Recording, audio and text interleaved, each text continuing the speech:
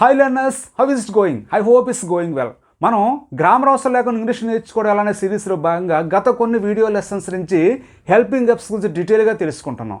అందులో భాగంగా గత వీడియో లెసన్లో ప్రెజెంట్లో ఉన్న మోడల్ హెల్పింగ్ వెర్బ్స్ గురించి మనం వివరంగా తెలుసుకున్నాం. అయితే ఈ వీడియో లెసన్లో పాస్ట్లో ఉన్న మోడల్ హెల్పింగ్ వెర్బ్స్ గురించి వివరంగా తెలుసుకుందాం. అలాగే వాటి మధ్య గల డిఫరెన్సెస్ గురించి మనం తెలుగు ఎగ్జాంపుల్స్తో వివరంగా తెలుసుకునే ప్రయత్నం చేద్దాం. Before kicking of this video a small request for you.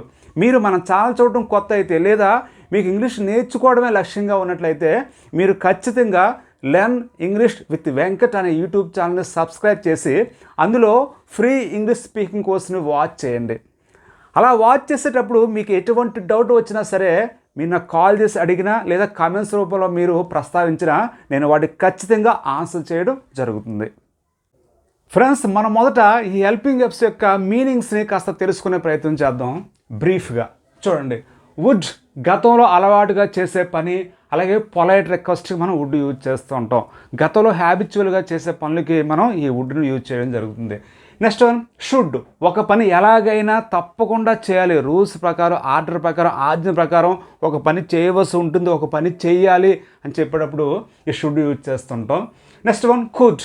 Could అనేది గతంలో చేయగలిగేవాడిని, గతంలో ఉండగలిగేవాడిని అని చెప్పి మనం మన యొక్క కెపాసిటీని, మన యొక్క సామర్థ్యాన్ని గతంలో గురించి చెప్పేటప్పుడు ఈ కుడ్ యూజ్ చేస్తుంటాం. అలాగే ఏదైనా పర్మిషన్స్ అడగడానికి జనరల్ ఆబ్లిగేషన్ చెప్పడం కూడా మనం కుడ్ యూజ్ చేస్తుంటాం.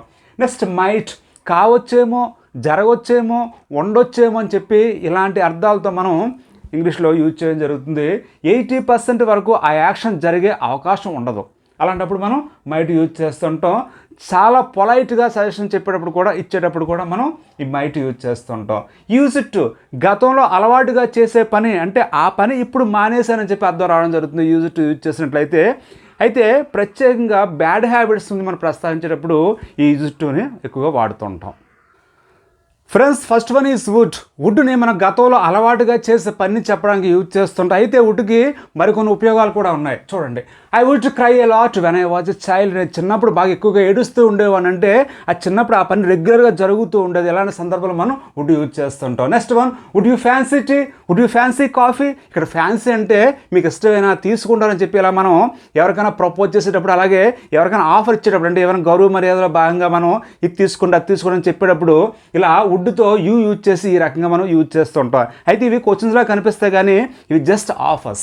Next one would like to. ఈ వుడ్ లైక్ టుని మనం ఏదైనా ఒక పని చేయాలనుకుంటున్నాము, అతను ఒక పని చేయాలనుకుంటున్నాడు అని చెప్పేటప్పుడు ఈ వుడ్ లైక్ టు యూజ్ చేస్తుంటాం. ఈ would like to go now. అతను ఇప్పుడు వెళ్ళాలని అనుకుంటున్నాడు. Next one would have V3. She would have gone if they called her. వాళ్ళు ఆమెను పిలిచినట్లయితే ఆమె వెళ్ళి ఉండేది. అంటే యాక్చువల్గా ఆమె వెళ్ళలేదు, ఇలా ఆమె వెళ్ళి ఉండేది, అతను చేసి ఉండేవాడు అని చెప్పడానికి ఈ వుడ్ హ్యావ్ V3ని యూజ్ చేస్తుంటాం. Next one should.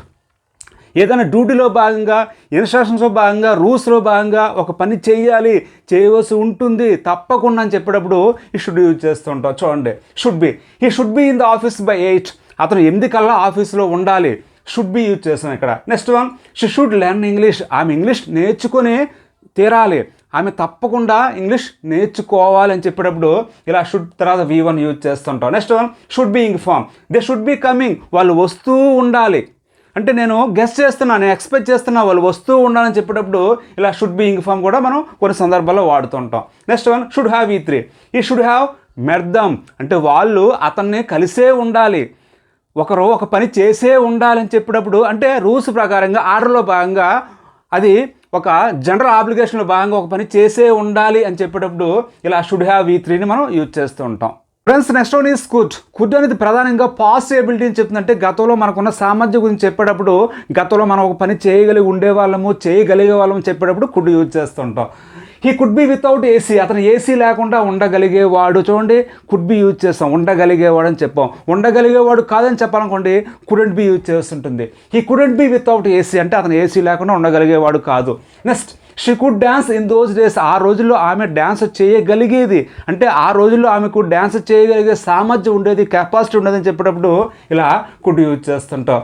They could be doing that. చూడండి, could be doing ing form use చేస్తాం ఇక్కడ. అంటే ఒక పని చేయగలుగుతూ ఉంటారు, జరగగలుగుతూ ఉంటుందని చెప్పేటప్పుడు ఇలా మనం గెస్సింగ్ చేసి ఎక్స్పెక్ట్ చేసి చెప్పేటప్పుడు కూడా could be ing form use చేస్తుంటాం.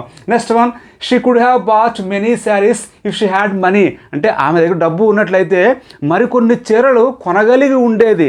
అంటే మరికొన్ని చీరలు కొనగలిగే సామర్థ్యం ఆమెకు ఉండేది డబ్బు ఉన్నట్లయితే. అంటే ఆమె కొనగలలేకపోయింది, ఎందువల్లంటే డబ్బు లేదు కాబట్టి. ఇలా కుడ్ హ్యావ్ ఈ3ని కూడా చాలా సందర్భాల్లో మనం వాడుతుంటాం. Next one, might. మైట్ అనేది ఒక పని 80% వరకు జరగకపోవచ్చు, కాకపోవచ్చు, అయ్యే అవకాశం ఉండకపోవచ్చు అని చెప్పేటప్పుడు ఈ మైట్ యూజ్ చేస్తుంటాం. చూడండి, might be, he might be at the bank. అతను బ్యాంక్ దగ్గర ఉండొచ్చేమో, అంటే 80% వరకు అతను బ్యాంక్ దగ్గర ఉండే అవకాశం లేదు, ఉండొచ్చేమో అని చెప్పేటప్పుడు ఇలా మైట్ బి యూజ్ చేస్తుంటాం. Next one, she might go to London soon. ఆమె త్వరలోనే లండన్ వెళ్ళొచ్చేమో. ఇలా మైట్ తర్వాత V1 ఇక్కడ యూజ్ చేయడం జరిగింది. Next one, they might be watching a movie. వాళ్ళు మూవీ చూస్తూ ఉండొచ్చేమో. ఇలా నేను గెస్సింగ్ చేసి ఎక్స్పెక్ట్ చేసి చెప్తున్నా, వాళ్ళు మూవీ చూస్తూ ఉండొచ్చేమని చెప్పేటప్పుడు ఇలా might be ing form use చేస్తుంటాం. Next one, might have E3.